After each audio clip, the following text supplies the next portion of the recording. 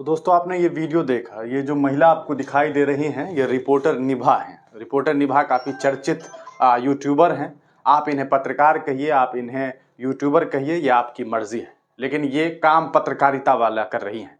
जिस दौर में पत्रकार सोए हुए हैं, मीडिया गोदी मीडिया बन गई है, मीडिया किसी के गोद में बैठी हुई है, उस वक्त में कुछ लोग हैं जो सड़क पर उतर करके हाथों में माइक ले करके और सीधे निकलते हैं और जा करके सवाल पूछते हैं, सत्ताधारियों से सवाल पूछते हैं, हाकिमों से सवाल पूछते हैं कि क्यों कोई मसला है। और यही वजह है कि रिपोर्टर निभा जो है वो बिहार में निकलती हैं पटना में जा करके वो सड़कों पर छात्रों के आंदोलन के बीच आवाज़ उठाती हैं वहाँ के छात्रों की। लेकिन उन्हें इस बात का कहाँ अंदाज़ा होता है कि उनके साथ मतलब ये जो निभा जी हैं, निभा के साथ उनके पति भी साथ में उस वक्त थे।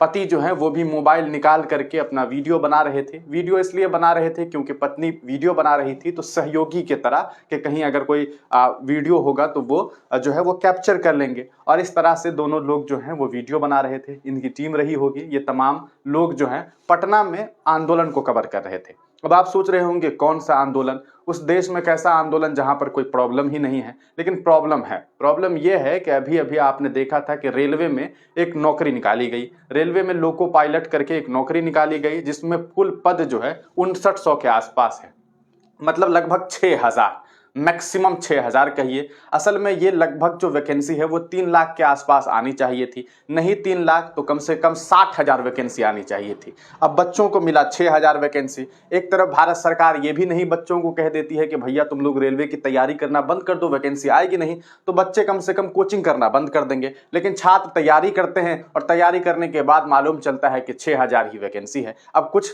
ज्ञानी लोग ये कहेंगे कि अच्छे पढ़े लिखे हैं तो उन 6000 सीट को ले लेंगे। ऐसे लोगों को ये कहना चाहता हूं कि अरे बेवकूफ़ों, कम से कम ये तो सोचो कि जहां पर नौकरी 3 लाख सीट खाली है वहां 6000 क्यों निकाली जाएगी। एक तरफ केंद्र सरकार ये दावा करती है कि भैया हम 2 करोड़ नौकरी हर साल देंगे, लेकिन हालात ये है कि उनके पूरे करियर को उठा लीजिए भारतीय जनता पार्टी वालों के, अभी तक इन लोगों ने 2 करोड़ का आंकड़ा नहीं छुआ होगा। चलिए खैर, इन सब बातों को बाद में बताएंगे, लेकिन अब बात करते हैं रिपोर्टर निभा की। निभा जी जो है वो पत्रकारिता कर रही थी। इसी दरमियान पुलिस प्रोटेस्ट के दरमियान जो है आता है और लाठीचार्ज शुरू करता है। लाठीचार्ज के दौरान मैंने रिपोर्टर निभा के जो पति हैं उनका एक वीडियो भी देखा जिसमें एक सहयोगी पत्रकार को वो बता रहे हैं कि किस तरह से जिस दरमियान जो प्रोटेस्ट चल रहा था उनमें से कुछ लड़कों ने रिपोर्टर निभा को भी बाइट दिया। उन लोगों को बुरी तरीके से पुलिस प्रशासन मार रही थी। मारने पीटने के दौरान हालात तो ये हो गए कि छात्रों के पैंट तक ढीले हो गए, उनके कपड़े उनके जिस्म से उतर रहे थे। लड़कों के कहा जा सकता है कि लड़का जो है उनका कपड़ा उतर रहा था, उनके पैंट खिसक रहे थे। तो उस पर उनके पति मतलब इनके पति ने पुलिस वालों से यह भी कहा कि थोड़ा इस चीज का तो ख्याल रख लीजिए, क्योंकि नॉर्मल सी बात है, कोई लड़का है उसकी भी अपनी इज्जत है। आपको एक तो हक नहीं है कि आप प्रोटेस्ट करने के दरमियान मारपीट करें। अभी हाल ही में भारतीय जनता पार्टी की सरकार बिहार में बनी है।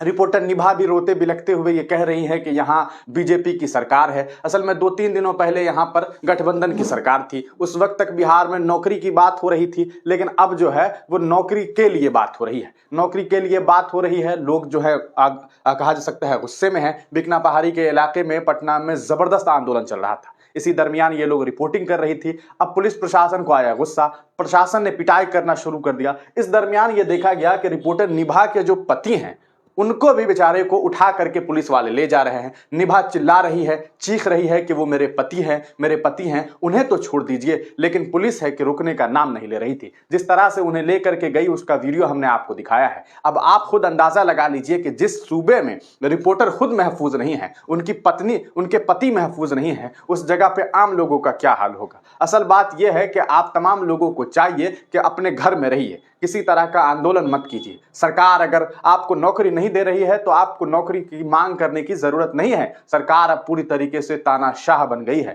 तानाशाही ऐसी कि पत्रकार के घर वालों को इस तरह से उनके साथ सलूक किया जा रहा है। आपने खुद देखा कि किस तरह से इस वीडियो में आपने देखा था कि किस तरीके से जो है निभा के जो पति हैं, निभा रो रही है, चीख रही है, और उनके रोने का ये वीडियो अब सोशल मीडिया पे वायरल हो रहा है। ये जो आपको पीली टी शर्ट में जो इंसान दिख रहा है वो निभा के पति हैं। वो उन्हें भी इस तरह से पुलिस प्रशासन उठा के ले जा रही है। जो पुलिस वाले आपको दिखाई दे रहे हैं, ये साहब, इनका तो कई सारा वीडियो भी मिला जिसमें ये बेरहमी से बच्चों को मार रहे हैं। इसलिए मार रहे हैं क्योंकि वो ये मांग कर रहे हैं कि नौकरी चाहिए। इन बेवकूफ़ों को ये बात मालूम नहीं है कि आपको मंदिर दे दिया गया है, फिर आपको नौकरी क्यों चाहिए। आपने जो जिस चीज़ के लिए वोट दिया था, आपको तो वो चीज़ मिल चुका है, फिर आपको नौकरी भी चाहिए। आपको रेलवे डिपार्टमेंट में नौकरी करना है, अब इतना तो सरकार नहीं कर सकती है। तो ये हालात है और इस तरह से बिहार में जो है वो मामला सामने आ रहे हैं। देख सकते हैं कि किस तरह से जब गुजरात से आई रिपोर्टर निभा रेलवे छात्र की आवाज बनने तो रेलवे छात्र और हमारे साथ ऐसा हुआ। ये कुछ लोगों ने जो है अपना साझा किया है। अब रिपोर्टर निभा का जो पोस्ट है वो अब तमाम लोग जो है वो साझा कर रहे हैं। सोशल मीडिया पे लिखा जा रहा है कि पटना में रेलवे की नई बहाली के लिए प्रोटेस्ट हुआ, अभ्यर्थियों पर लाठियां बरसाई गई, पत्रकारों को पीटा गया। रिपोर्टर निभा रिपोर्टिंग के दौरान रो रही है, पुलिस के आगे गुहार लगा रही है। इससे ज्यादा शर्मनाक कुछ भी नहीं हो सकता है। लेकिन खैर, मैं फिर आपको ये बात बता रहा हूं कि इस हिंदुस्तान में यहाँ के हुक्मरानों का चयन इसलिए नहीं किया गया था कि वो आपका चयन नौकरी में करवाए, बल्कि इसलिए चुना गया था कि आप मंदिर के बाहर जाकर के दर्शन करिए। और इसके लिए अब आपके पास मंदिर बना हुआ है, आप वहां जाइए। आपको मंदिर और मस्जिद के झगड़े में लड़ाना था, वो कर चुके हैं। अब आप जाइए और लड़िए। अब आपके पास कोई ऑप्शन नहीं है क्योंकि नौकरी नहीं है भैया। और आज तो बजट भी आ गया है। बजट फिर से 2014 की तरह ऐतिहासिक ही बजट है, हमेशा की तरह ऐतिहासिक बजट है। मुझे लगता है निर्मला सीतारमण जी ने जो बजट पेश किया है, अभी उन्हें भी ये मालूम नहीं है कि वो बजट कैसा है। रात में अब वो घर पे जाएंगी, उसके बाद वो टीवी खोलेंगी। रात के 9 बजे ब्लैक एंड व्हाइट में संदीप चौधरी जो है अपना एपिसोड लेकर के आएंगे और संदीप चौधरी बताएंगे कि देखिए देश का ये ऐतिहासिक बजट कैसा है। और उसके बाद निर्मला सीतारमण जी फाइनेंस मिनिस्टर जो है वो भी देखेंगे और कल मीडिया में हो सकता है वो भी बाइट दे कि किस तरह से ये एक ऐतिहासिक बजट है। खैर, बजट को छोड़ दीजिए, बात करिए मीडिया वालों की। मीडिया वाले भी महफूज नहीं है। अब आप तमाम लोगों का इस पर क्या कुछ ख्याल है, अपनी राय कमेंट सेक्शन में जरूर दीजिएगा। मैं इन चीजों को देख करके अचंभित नहीं हूं, इसीलिए कहता हूं कि आंदोलन करने से थोड़ा बचिए, क्योंकि अगर आप आंदोलन करेंगे तो आपके ऊपर लाठियां बरसेगी और ऐसे बरसाई जाएगी कि इस बात का ख्याल भी नहीं रखा जाएगा कि आपका पैंट कहां खिसक करके किस जगह पहुंच चुका है। क्योंकि आप जब इसका विरोध करेंगे तो पैंट के बाद आपके शरीर के अंगों पर चोट लगेगी और उसके बाद जो आपके हाल होंगे वो काफी भयावह और भयानक होने वाले हैं।